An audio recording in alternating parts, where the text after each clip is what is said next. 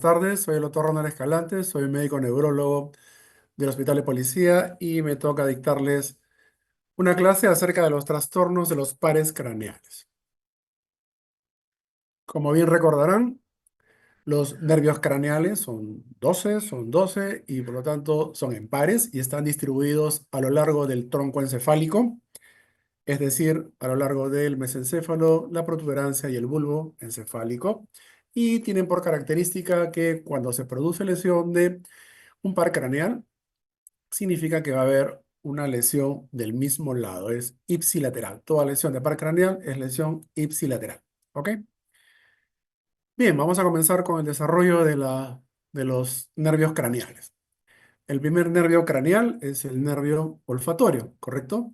Este nervio olfatorio tiene la particularidad que su neurona es bipolar, es decir, que su primera neurona está localizada acá, en el neuroepitelio olfatorio. Es aquí donde se van a captar las partículas odoríferas y van a ser transmitidas a través de los axones, a través de la lámina cribosa del hueso etmoides, y va a llegar a esta estructura que es el bulbo olfatorio. Entonces es en el bulbo olfatorio donde va a estar localizada su segunda neurona.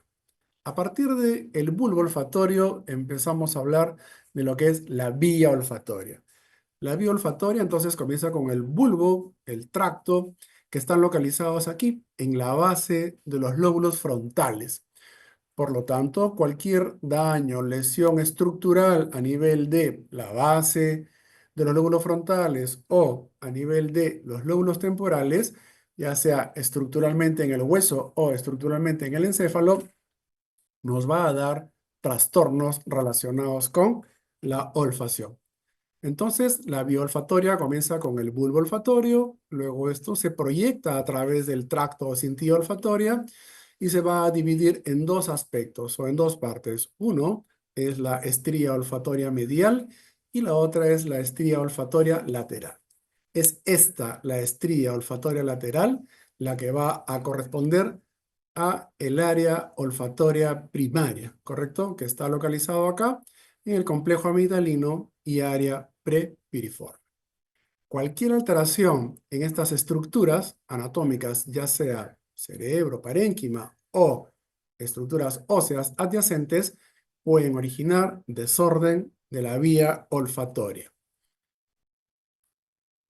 Entonces, las alteraciones que podemos encontrar en la vía olfatoria son las de tipo cuantitativas, es decir, la calidad de lo que podemos percibir, ya sea anosmia, que es la incapacidad para percibir olores, o hiposmia, que es disminución en la percepción de olores, o las alteraciones cualitativas, que básicamente son distorsiones de la olfacción, que se denominan parosmias, y las alucinaciones olfatorias, que siempre van a tener una etiología central.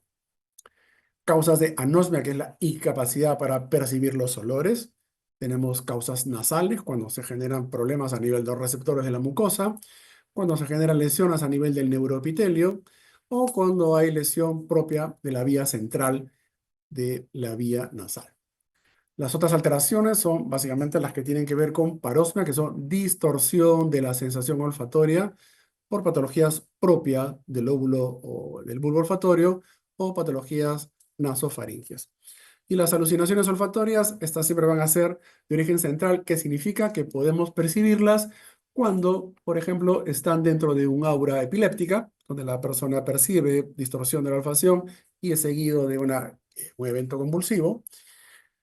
O dentro de las patologías psiquiátricas, ¿no es cierto? El paciente psiquiátrico, el psicótico, básicamente, cuando nos habla de percepciones, como por ejemplo la cacosmia, ¿no? Ellos pueden percibir olores a heces, a excremento, ¿no? Que eso es lo que se llama cacosmia y es netamente un desorden psiquiátrico.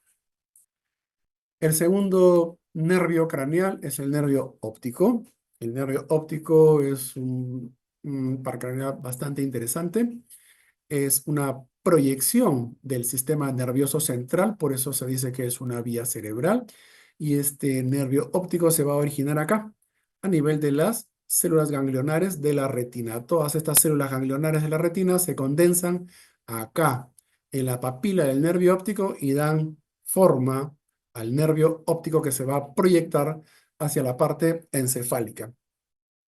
Entonces el nervio óptico, una vez que ya se condensa de las células ganglionares de la retina, va a tener una porción intraocular, una porción intraorbitaria, una porción intracanalicular y una porción propiamente intracraneal. Entonces el nervio óptico nos va a dar información visual y va a intervenir en lo que son los reflejos relacionados con la pupila. Entonces, para entender lo que es vía visual, debemos recordar, ¿no es cierto? Tenemos el globo ocular, ya sabemos que las células ganglionares de la retina que están en la parte interna del ojo son los que van a formar al nervio óptico y tenemos que dividirlo en dos. Vamos a tener unas neuronas que están localizadas acá a nivel de el lado nasal de la retina y las neuronas que están localizadas en el lado temporal de la retina. Todas estas, lado nasal y lado temporal, se condensan en el nervio óptico y ambas ingresan juntas y forman el nervio óptico. Pero una vez que llegan al quiasma óptico, vamos a ver de que las neuronas que vienen de la retina temporal siguen su trayecto a través de el quiasma óptico, el tracto óptico, cuerpo geniculado y radiaciones ópticas, mientras que la información visual que llega a través de la retina nasal es la que se va a decusar al lado contralateral de la vía visual, ¿correcto? Esta es la forma como podemos entender o explicar cuando un paciente tiene un desorden de la vía visual, podemos segmentarla, ¿no es cierto? Puede ser amaurosis, puede ser hemianopsia, o puede ser cuadrantanopsias. Toda esa información nos lo brinda un examen campimétrico. Entonces, cuando evaluamos eh, la función visual, estamos evaluando la agudeza, es decir, la nitidez, la visión de colores, los campos visuales, campo nasal, campo temporal, el reflejo fotomotor y mediante la oftalmoscopía evaluamos el fondo de ojo. Entonces, ¿qué esperamos encontrar en una lesión de nervio óptico? Primero, vamos a encontrar una lesión o déficit monoocular. Definición, es decir, de un solo ojo. Va a haber disminución de la agudeza visual, alteración de la visión de colores, es decir, discromatopsia. Va a haber un déficit de campo visual con escotoma central, disminución del reflejo fotomotor porque esa pupila está desaferentada y por lo tanto no transmite el estímulo sensorial visual a través del nervio. Vamos a encontrar un defecto pupilar aferente y puede haber alteraciones o no en el fondo de ojo. Seguimos avanzando en lo que es la evaluación del nervio óptico y esta se va a evaluar mediante el fondo de ojo. Esta es una representación del fondo de ojo normal donde vemos el disco del nervio óptico que tiene bordes bien definidos, tiene un color bien definido y podemos diferenciar la relación de arterias y venas que están pasando por encima de esta. Sin embargo, cuando vemos que hay alteración, es decir, ya no podemos definir, como aquí, una imagen claramente definida de lo que es el disco o papila del nervio óptico y la relación arteria-vena, estamos viendo que aquí hay un borramiento del borde, hay una palidez de la papila y no puedo ver, no puedo diferenciar la relación arteria-vena que pasa por encima del nervio óptico. Esto es un signo que nos está hablando de hipertensión intracraneal, ¿correcto? Entonces, clínicamente este paciente debe tener probablemente cefalea, náuseas, vómitos y probablemente deterioro del estado neurológico. Y vamos a hablar ahora de estos desórdenes de neuritis óptica. Neuritis óptica es, habíamos dicho que el nervio óptico es una proyección del cerebro, ¿correcto? Porque es sustancia blanca, perdón. Entonces, el nervio óptico, al ser parte de la sustancia blanca, puede ser localización de muchas enfermedades que tienen que ver con etiología autoinmune. ¿Ok? Por eso es importante y relevante la neuritis óptica. Entonces, la inflamación del nervio óptico, neuritis óptica, nos va a generar clínicamente pérdida o disminución de la agudeza visual, alteración de la visión de colores, dolor ocular al movimiento y alteración en lo que es eh, el reflejo pupilar. Y obviamente en el fondo de ojo vamos a encontrar una distorsión, alteración, mala definición de la papila del nervio óptico y no podremos ver la relación arteria-vena que pasan por encima de esta. ¿Ok? Ahorita vamos a hablar de qué enfermedades pueden llegar acá. Lo que habíamos mencionado inicialmente, ¿no? Cuando encontramos alteración de la vía visual, es decir, un paciente que nos habla de, por ejemplo, una amaurosis o ceguera monocular, ya sé que esto es una lesión prequiasmática, porque solamente estoy hablando de un ojo y tiene que ser obviamente antes del quiasma, porque recuerden que recién en el quiasma se decursan las vías del lado nasal hacia el lado contralateral. Entonces, si yo tengo una neuritis óptica, voy a tener un defecto monocular, ¿correcto? Que puede ser ceguera o disminución de la agudeza visual. Y para aquellas lesiones que sean quiasmáticas, voy a encontrar lesiones como la que veo acá, hemianosia bitemporal. Recuerden que debajo del quiasma óptico está la glándula hipófisis y cuando hay macroadenoma hipofisiario, desplaza el quiasma hacia arriba, lo lesiona y genera una distorsión del campo visual y produce hemianopsia bitemporal. Todas las lesiones que vienen por detrás del quiasma óptico, entonces yo puedo decir que tengo una lesión prequiasmática, quiasmática, que es hemianopsia bitemporal, y posquiasmática. Todas las lesiones posquiasmáticas ya puedo decir que son lesiones que pueden originar hemianopsias homónimas y también hemianopsias o denominadas cuadrantanopsias o cuadrantopsias, ¿correcto? Son todas las lesiones que están a lo largo de la vía visual hasta la región occipital, que es el área visual primaria. Ahora vamos a hablar de los oculomotores. Recordemos que los oculomotores tenemos al tercero, al cuarto y al sexto nervio craneal. Estos se encargan de mover los ojos arriba abajo, derecha izquierda o adentro afuera. El tercer nervio craneal va a inervar al recto interno, al recto superior, al oblicuo menor, a al elevador del párpado y también nos va a dar una inervación parasimpática hacia la pupila, ¿correcto? Hacia el iris. El sexto nervio craneal inervará al recto externo y el cuarto nervio craneal inervará al oblicuo mayor. Entonces, el tercer nervio craneal u oculomotor, cuando se lesiona, va a producir clínicamente una desviación de la mirada hacia afuera, va a haber ptosis palpebral, va a haber diplopia horizontal, o sea, imagen doble al costado, y vamos a encontrar en los casos donde haya lesión de la pupila, es decir, midriasis, es porque hay una lesión compresiva a nivel de la pinza arterial que está conformada por la arteria cerebral posterior con la cerebelosa superior. El tercer nervio craneal pasa entre esas dos arterias y cuando hay una dilatación aneurismática lo puede comprimir y origina esto que estamos viendo acá, una diplopia asociada a midriasis. Esto es un caso complejo de parálisis del tercer nervio craneal. ¿Qué otras entidades pueden lesionar a mi nervio craneal? Todos los nervios craneales, es decir, los oculomotores, pasan por las cisternas de la base y por lo tanto están expuestos, ¿sí? Básicamente al aracnoides que está encima del reborde óseo y cualquier compresión por hipertensión intracraneal, por traumatismo craneal, por infecciones como meningitis, por tuberculosis que generen aracnoiditis basal, me pueden lesionar al nervio oculomotor. Entonces, cuando yo tengo un tercer par craneal con vidriasis, digo que es una oftalmoplegia completa. Causa aneurisma cerebral. Cuando tengo una oftalmoplegia incompleta, es decir, sin compromiso pupilar, las causas son netamente metabólicas, ¿sí? Hipertensos, diabéticos. Causa microisquemia, básicamente. Si la lesión es con dilatación pupilar, tendrá que hacer estudios pues, de angioresonancia, angiotomografía, panangiografía para determinar a qué nivel está la dilatación aneurismática que compromete a el tercer nervio craneal. La conducta obviamente será quirúrgica. Cuarto nervio craneal, patético troclear, eh, oblicuo mayor. Entonces, cuando yo tengo lesiones del cuarto nervio craneal, lo que yo voy a tener clínicamente es una diplopia vertical. El paciente va a ver doble en vertical, a diferencia del tercero y sexto que ven doble horizontal. Entonces, en la evaluación clínica, el paciente viene porque ve doble y le preguntamos, ¿usted ve doble al costado o ve doble encima? Si me dice al costado, ya sé que es un 3 o un 6. Si me dice que ve doble encima, entonces ya sé que es un 4. En este gráfico está representado la mirada primaria en A.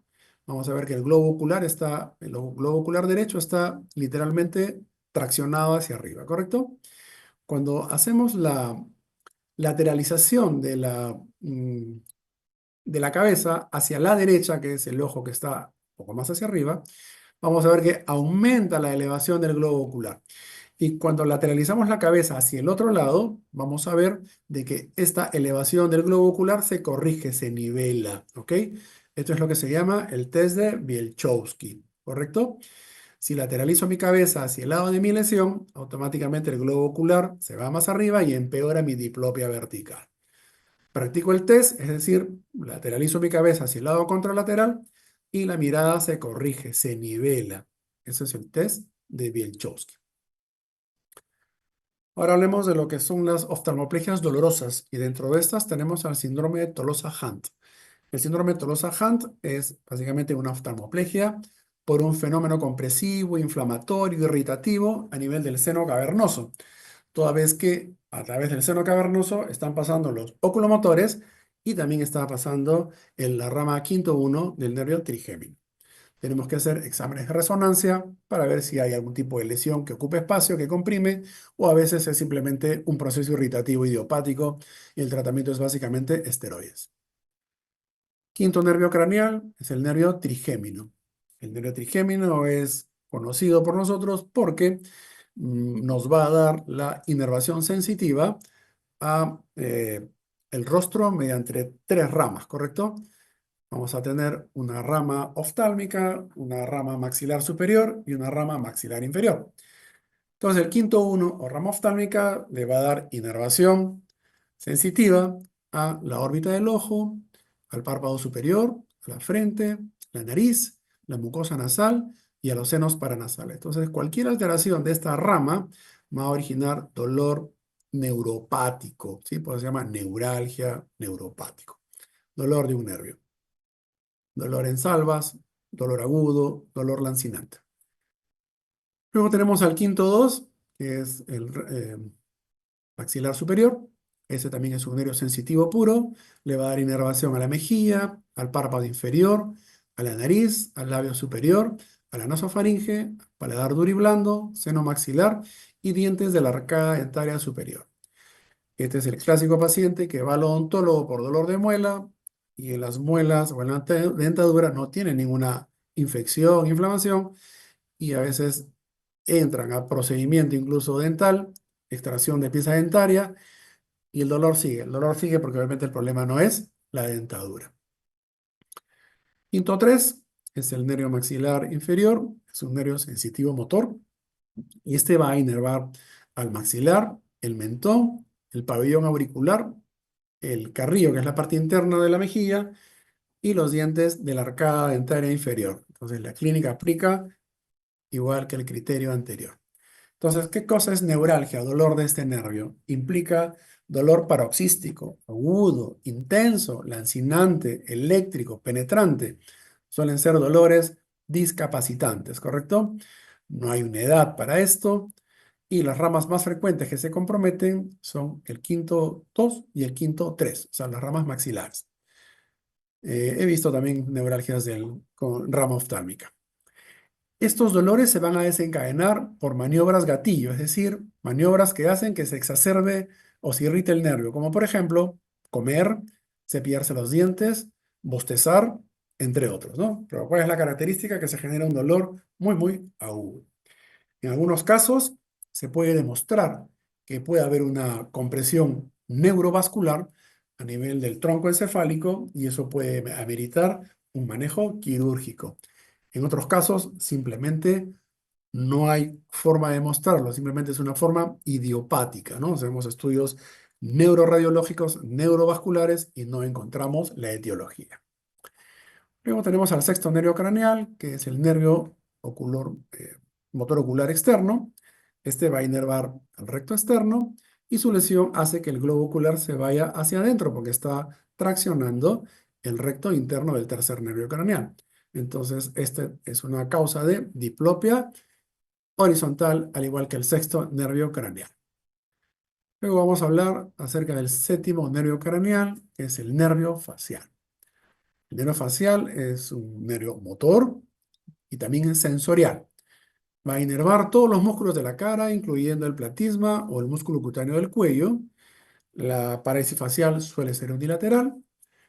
La periférica se denomina así porque se lesiona el nervio por fuera del tronco encefálico y suele ser una causa viral la forma más frecuente. Hay que diferenciarla de la parálisis facial central, donde la causa de la lesión es una lesión de la vía piramidal.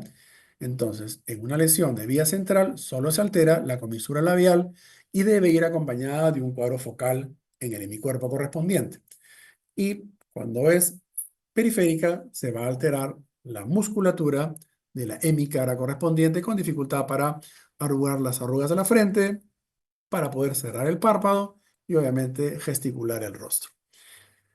A su vez, este nervio nos va a dar una información sensorial a través del intermedio de Reisberg, que nos da un estímulo neurovegetativo a las glándulas lagrimales.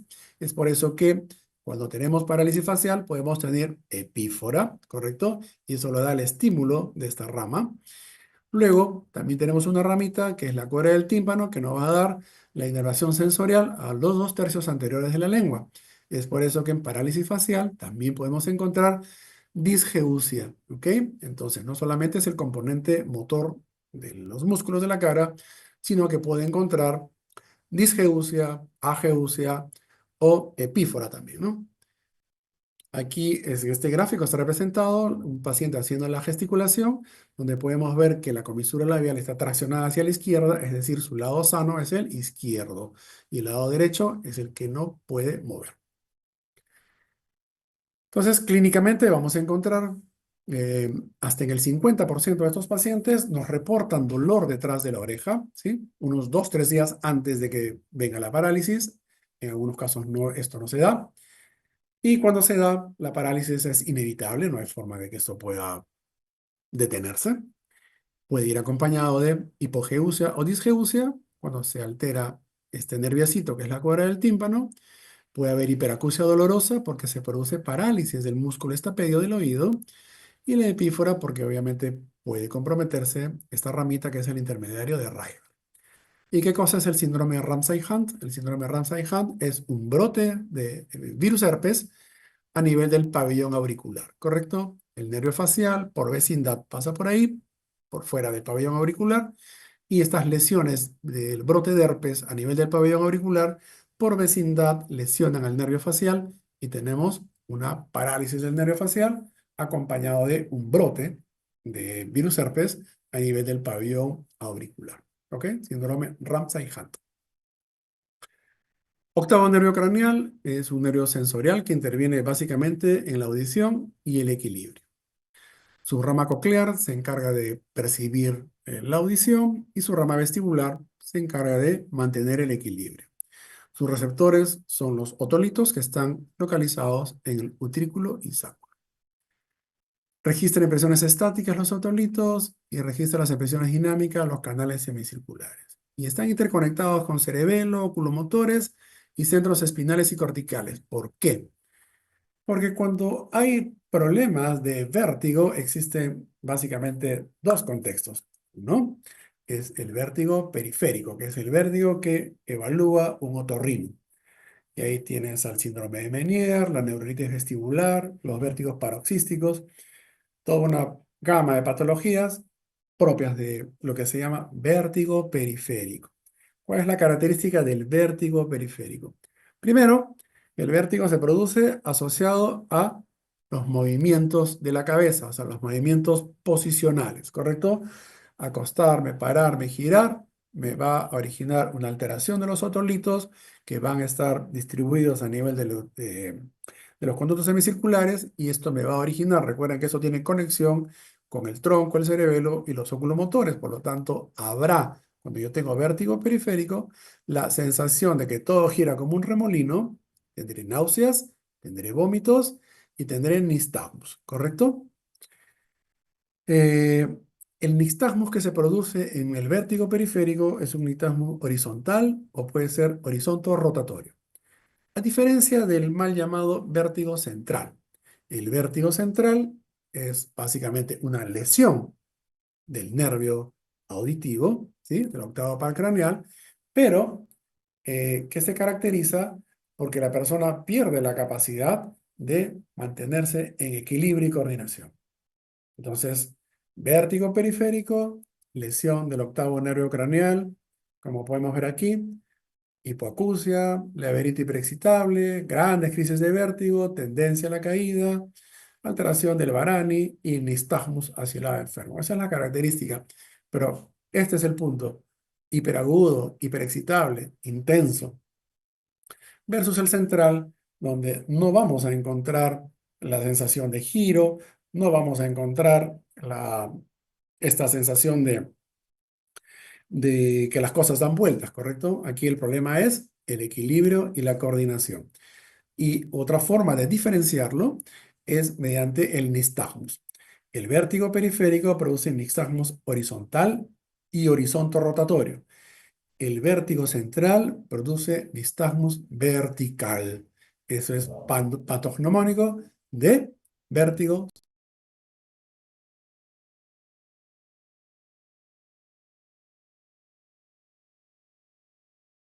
Es lo que predomina, pues, ¿no? Signos cerebelosos, ¿sí? Cerebeloso, náuseas, vómitos, vulvar, náuseas, vómitos, problemas del equilibrio, ¿no? Ahora hablemos del noveno paracraneal, que es el glosofaringio. Es un nervio mixto. Es un nervio sensorial y motor, y este le da el gusto. Es sensorial porque le da el gusto al tercio posterior de la lengua, y es motor porque va a inervar al estilo faríngeo. Sus alteraciones patológicas obviamente van a producir trastornos del gusto por cualquier enfermedad que produzca o lesione la base de la lengua, la medida de la faringe, o trastornos de la deglución, que es la disfagia. Este es el típico paciente que tiene dificultad para poder deglutir, ¿no es cierto? Disfagia. Va a haber dolor durante la... El grupo de pacientes puede tener además lo que se llama neuralgia del noveno par. La neuralgia es dolor de este nervio que se encarga de la deglución, de la armonía de la deglución. Imagínense tener dolor cada vez que deglutimos alimentos, deglutimos líquidos, deglutimos saliva, ¿no es cierto? Entonces, cualquier factor puede hacer que se genere el dolor mediante las funciones propias de este nervio, ¿no? No hay alteración motora, solamente dificultad para la deglución con dolor. Esto probablemente vaya a cirugía, ¿no? Décimo par craneal, nervio vago, nervio que tiene muchas fibras, que va a varios aparatos y sistemas. El décimo par craneal en el contexto neurológico va a darle motilidad, ¿sí? Al paladar blando. Por lo tanto, cuando encontremos una lesión del décimo par, vamos a encontrar el signo de la cortina, que es un paladar caído, y también la desviación de la úvula hacia el mismo lado de su lesión. Entonces, las lesiones del décimo par, problemas de la deglución también, pero por debilidad de la musculatura del paladar blando. Tiene ramitas que van a la laringe, y cuando encontramos voz bitonal es porque se ha lesionado el nervio recurrente laringio, y obviamente ya sabemos que esto es un nervio neurovegetativo que tiene ramas neurovegetativas que van a interferir o que pueden originar alteración de cualquier eh, órgano o sistema que esté inervado por este nervio craneal. Onceavo nervio craneal, nervio espinal. Este es un nervio que va a dar inervación motora al músculo esternocleidomastoideo y al trapecio. Al examinar, básicamente lo que vamos a encontrar es ver si hay atrofia, es decir, disminución de la masa muscular, si hay alteración en el eje de la caída, de la simetría de las escápulas, y esto nos va a determinar si hay disminución o no hay disminución del trofismo de este grupo muscular. Este es un nervio, el hipogloso es el doceavo nervio craneal, último par craneal. Es un nervio exclusivamente motor y se encarga de la motilidad en los músculos de la lengua, del mismo lado, músculos de la región infraoidea, y también inerva al genio oideo. Su lesión va a desviar la lengua al protuirla hacia su lado parético. Esa es la característica.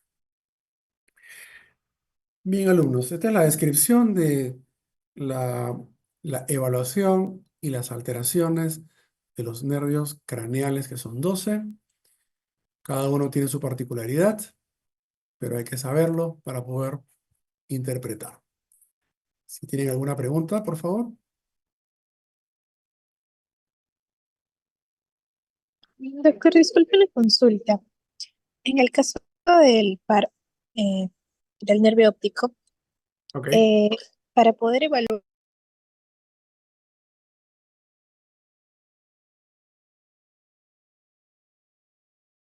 A ver, depende de qué es lo que quieras ver. Si yo quiero hacer una evaluación, viene un paciente vamos a suponer, una persona joven que viene por disminución de la agudeza visual monocular, y esta alteración de la visión puede estar acompañada de dolor al movimiento ocular y discromatopsia, ¿ok? Entonces mi primera presunción diagnóstica va a ser neuritis óptica. Si estoy pensando en que tiene neuritis óptica, entonces debo pensar el grupo etario, gente joven, generalmente mujeres. Puedo pensar de que esto está dentro del contexto de una enfermedad autoinmune, ¿ok? Debe tener alguna enfermedad autoinmune que está generando anticuerpos, que está lesionando la mielina de mi nervio óptico, ¿ok? Gente joven. También tenemos pacientes mayores, 60, 65 años, que vienen por lo mismo. Disminución de la agudeza visual monocular. También clínicamente es una neuritis óptica, pero la etiología es distinta. En un paciente adulto mayor que viene por neuritis óptica, no voy a pensar, o sea, mi primera posibilidad no va a ser neuritis óptica autoinmune. Tendrá que ser probablemente una neuropatía óptica isquémica anterior, es decir, por problemas vasculares, ¿no? Ateromatosis, aterosclerosis, diabéticos, hipertensos, ¿ok? La joven no. La joven está en otro protocolo, o sea, en otro grupo etario, y por lo tanto ellos entran a un protocolo de estudio para descarte de enfermedades autoinmunes, ¿correcto? Podemos hablar de neuromielitis óptica, podemos hablar de alguna enfermedad desminizante, puede ser un síndrome clínico aislado, si hay llevar una esclerosis múltiple. Podrán saber que hasta en el 50% de pacientes que debutan con una neuritis óptica, en los próximos 4 años pueden hacer esclerosis múltiple, ¿correcto? Y esto puede ser una previa, ¿de acuerdo? Y o puede ser una enfermedad autoinmune y que tenga pues, de repente un SAF, o que tenga alguna enfermedad reumatológica que ha hecho que tenga lesión del nervio óptico. Entonces, si clínicamente eso es lo que tengo, la forma de evaluarlo es, primero, le hago un fondo de ojo, ¿no es cierto? Para ver la papila del nervio óptico. Segundo, le tengo que hacer un examen de campimetría. La campimetría me permite ver, me permite visualizar qué ve, ¿no? Es la forma de ver la persona que se traduce en un gráfico, ¿no? Entonces, ahí voy a poder ver qué ve y qué no ve. Y la otra forma de evaluarlo, si estoy pensando en enfermedades desmelinizantes, un OCT, la tomografía de coherencia óptica, puede ser útil. También puede ser útil los potenciales evocados visuales, ¿no? Cuando hay lesiones desmelinizantes, vamos a encontrar elongación de la onda P100. O sea, la forma como evalúo el nervio óptico es entonces potenciales evocados visuales, fondo de ojo, campimetría y también OCT. ¿Ok? sí, gracias, doctor. Ok. ¿Tienen alguna otra pregunta?